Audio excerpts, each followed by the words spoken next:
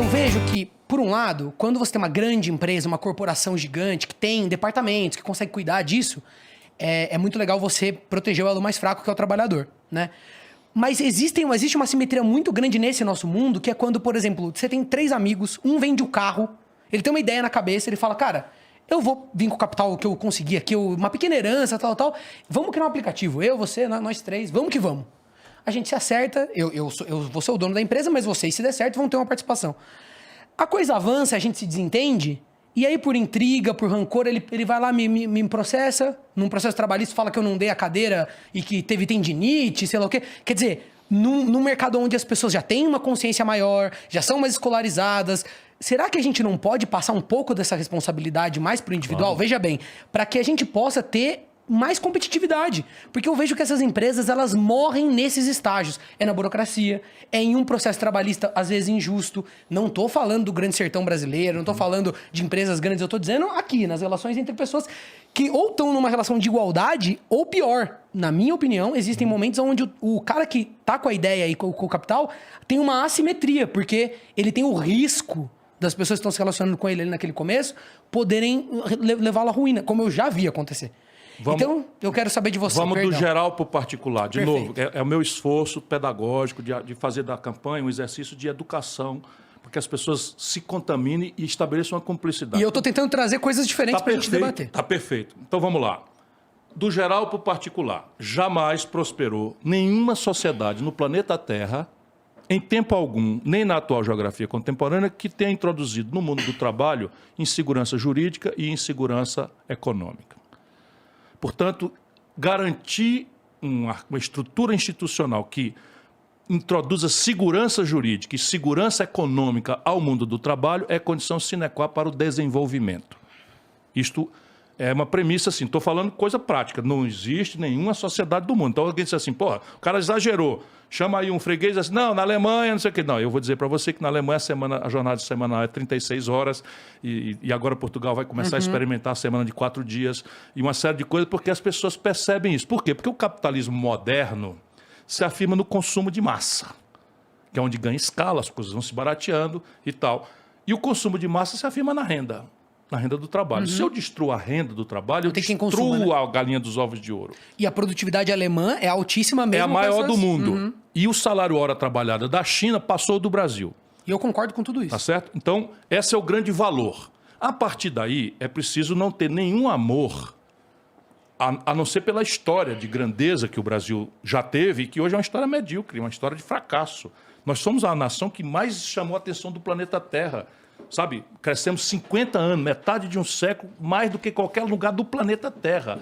Era encantador, tudo dava certo. Bossa Nova... 50 a 80 isso aí, né? É, entre 50 e 80, 30 anos, mas se puxar mais para trás, nós vamos aí 6,7% ao ano. E eu chamo a atenção disso para o jovem entender que isso aqui não tem defeito genético.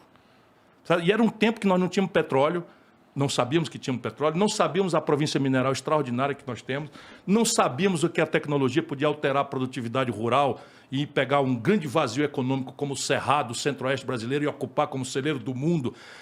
Sabe, não sabíamos a importância da biodiversidade, sabe? Hoje é tudo mais generosamente coisa, e o fracasso tomou conta. É porque a gente tinha um plano lá, né? Tinha uma direção. Tinha um projeto, tinha uma direção com premissas que se superaram, portanto, e tal. Não é o back to the past o que se impõe agora. É um salto ao futuro, porém nos livrando de preconceitos. Né? Tanto mais da mitologia neoliberal que fracassou.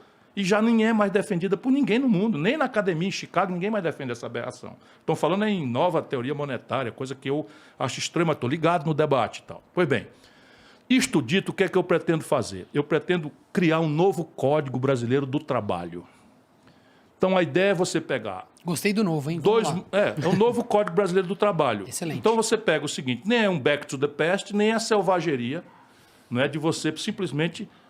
destruir a segurança jurídica e a segurança econômica do mundo do trabalho. Então, e assim, o que é teórico para mim está ficando muito poderoso, porque o Biden faz uma campanha dizendo que nós precisamos empoderar os sindicatos, que não sei o que e tal. Porra, olha aí, eu não estou só, tá o cara lá no...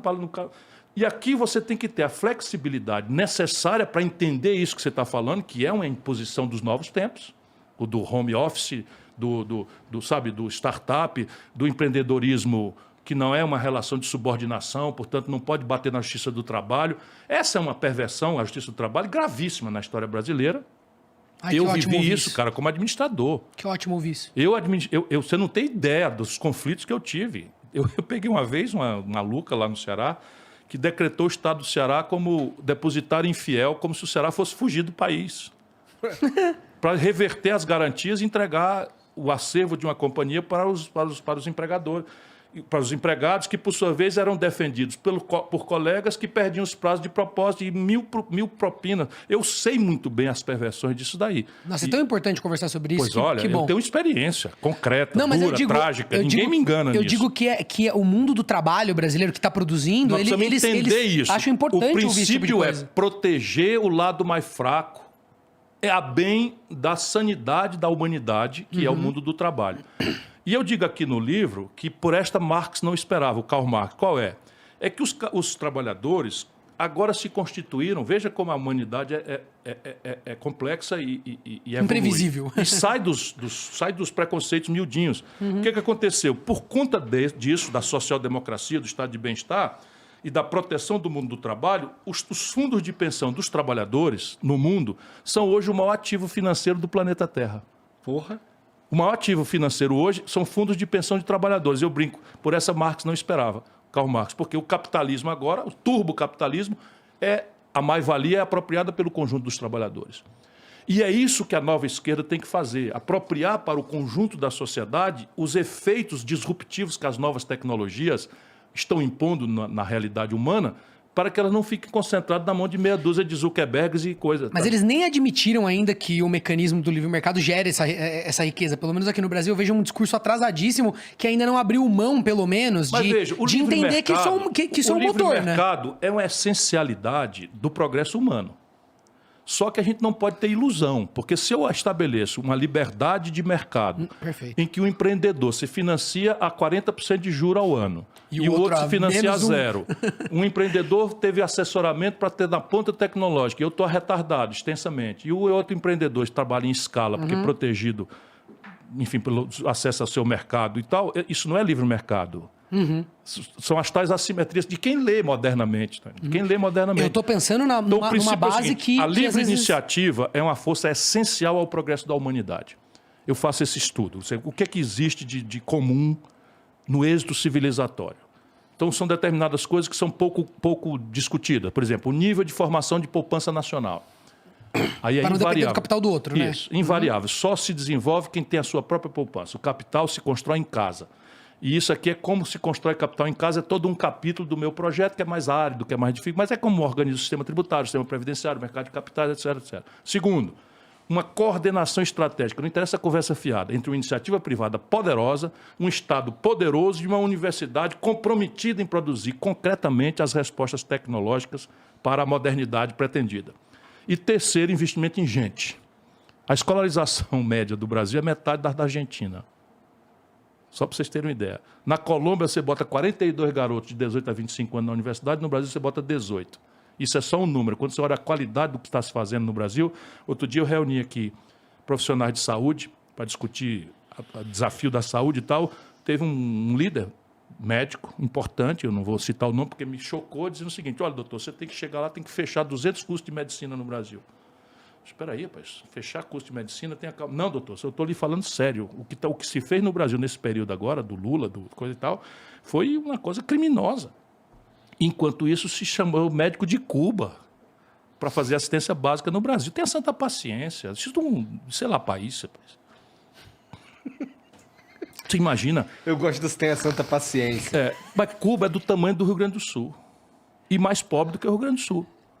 Eles têm excedente de médico e nós não temos médico. Como que pode, né? E a grande política de esquerda é trazer médico de Cuba para dar assistência básica ao nosso povo. Ciro, você ia falar das leis trabalhistas e como você pretendia organizar. É um novo Código Brasileiro do Trabalho capaz de achar o ponto de equilíbrio entre as flexibilidades necessárias a essas inovações, que são absolutamente revolucionárias e boas, os ganhos de produtividade potenciais que há aí. Você não pode ter uma legislação travando, mas, ao mesmo tempo, se comprometa com a proteção do trabalho. que é o lado frágil dessa Então a gente corrente. pode esperar uma releitura que enxergue um Brasil que, tudo bem, é agrário num certo Sim. ponto, mas aqui na grande cidade também tem relações mais rápidas. O novo mais... código, quais são basicamente os caminhos? De novo, a gente tem algumas referências, a melhor literatura e as boas práticas internacionais. Então, qual é a ideia? Eu, por exemplo, já tenho um bom começo de conversa para estabelecer uma base para esse novo código. Primeiro, as convenções que o Brasil assinou da OIT. Todas essas convenções da Organização Internacional do Trabalho, só para o seu espectador, que eventualmente é um órgão das Nações Unidas ocupado disso. Então, ali estão todos os especialistas do mundo sabendo o que está acontecendo de inovação na Alemanha, o que está acontecendo no Japão, o que está acontecendo na China, e as convenções vão amadurecendo. Então, isso aí já tem um pacote de inovações importantes que o Brasil pode consolidar e trazer para a modernidade. Segundo, todo o conjunto de pendências judiciais. Eu estou estudando profundamente o Brasil para oferecer soluções mesmo. É um novo projeto de país. Então é o seguinte, você tem várias questões que, a partir da reforma trabalhista, do jeito que foi feita, estão judicializadas. E aí é insegurança jurídica. O empresário não sabe se vai perder aquilo, não vai perder, se vai ganhar, se vai perder, se está acumulando um passivo que, no fim, vai ficar impagável porque vem correção monetária. Pegar tudo aquilo, tirar dali, da justiça, e codificar em amplo diálogo.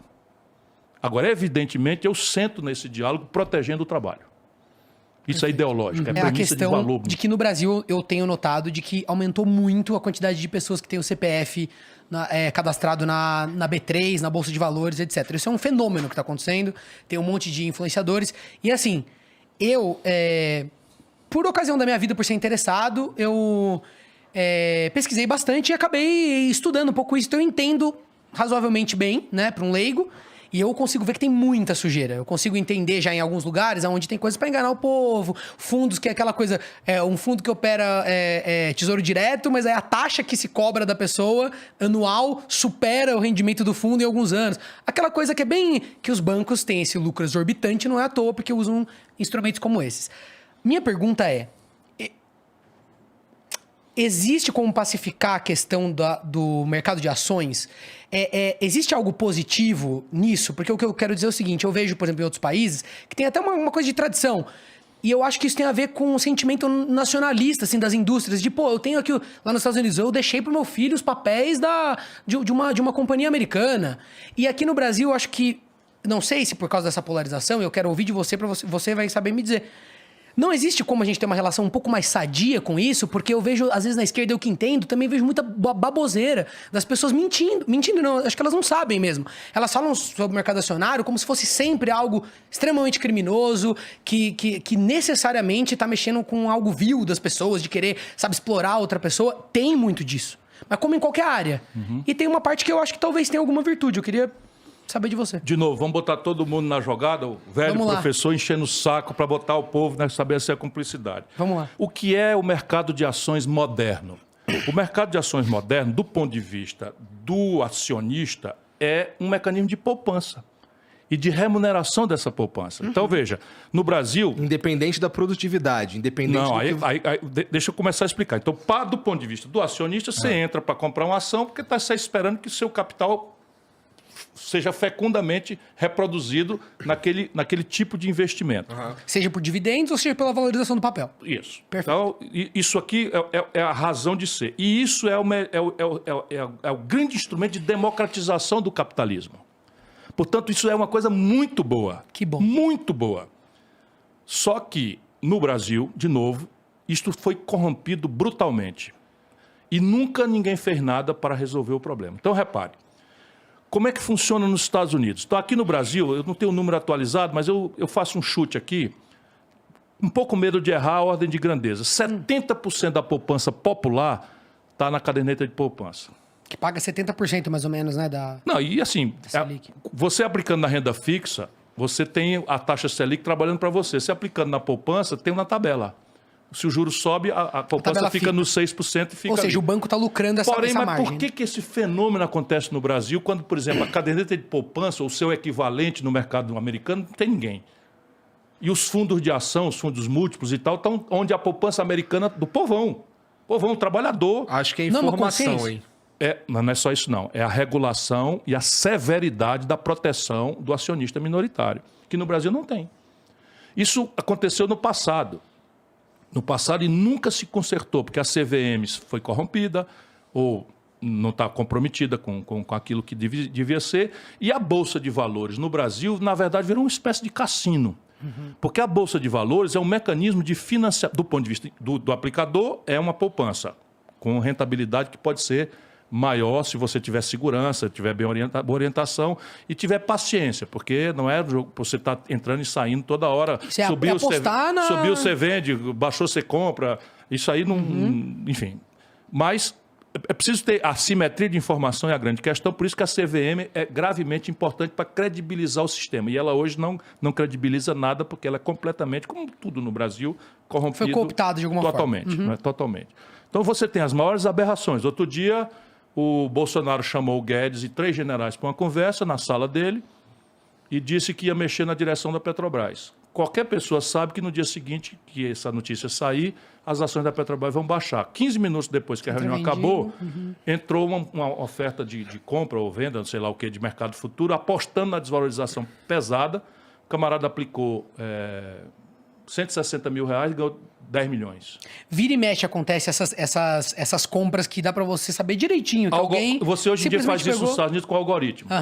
Certo? Qualquer operação que fuja do algoritmo vai imediatamente para a CVM deles e eles punem severamente, porque a mãe do capitalismo nos Estados Unidos é isso, é a vinculação da poupança popular ao financiamento do mundo empresarial. Então isso é muito interessante. Porque ao invés de você tomar dinheiro emprestado, você vai e abre o capital na bolsa e as pessoas botam a poupança lá e você expande o seu negócio, não tomando dinheiro emprestado a juro, mas se associando com o capital que vem.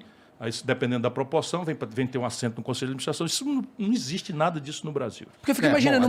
Até aí, isso aí tudo é saudável. Absolutamente. Só que é o seguinte, o que aconteceu no passado? Você tinha isso aqui, foi fundado no Brasil, e de repente você começou. Aquela história chocante de Fininvest. Vocês são muito jovens. Mas quem disse que não dá, eu lembro. Tá aí apostas e tal, e saques e roubalheira e tal, como aconteceu com o Ike Batista recentemente. Tá? Percebe? O cara faz uma pedalagem, pedala, e não acontece nada. Enfim, está até acontecendo alguma coisa agora, mas é um caso excepcional que você acontece.